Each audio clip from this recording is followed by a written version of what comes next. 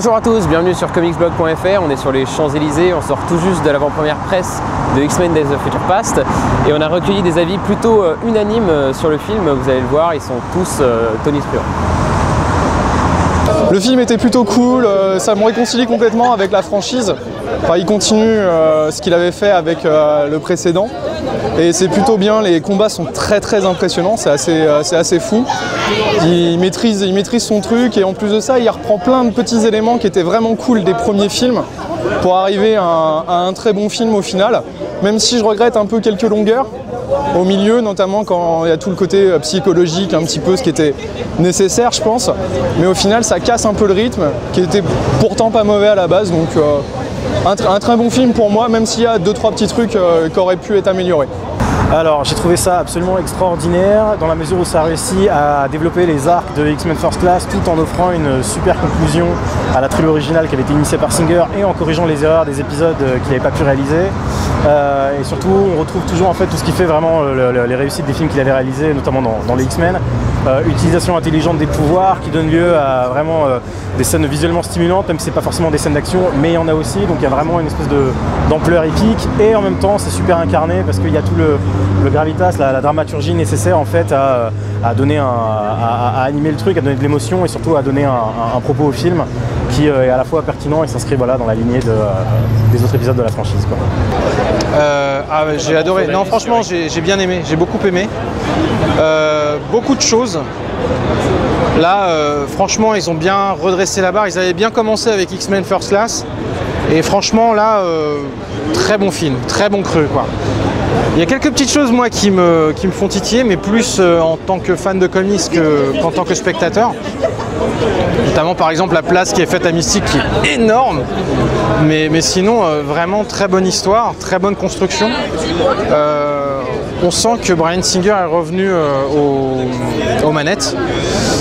Et en fait, tout ça est fluide. Il a réussi à gommer ses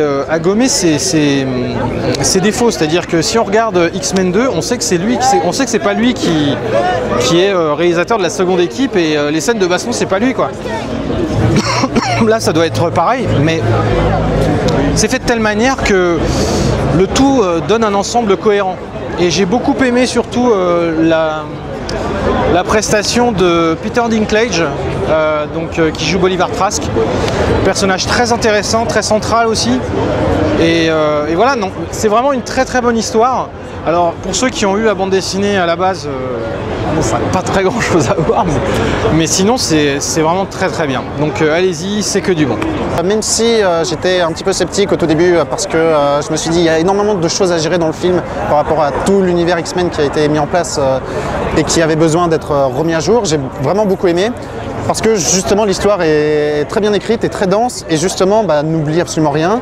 L'histoire tient la route et c'est justement je pense le gros point fort du film parce que même si les scènes d'action manquent d'envergure, elles sont toujours compensées par des scènes bien écrites, des moments un petit peu intenses, une bonne alternance entre les scènes rythmées et les scènes un petit peu plus calmes qui permettent de développer l'histoire.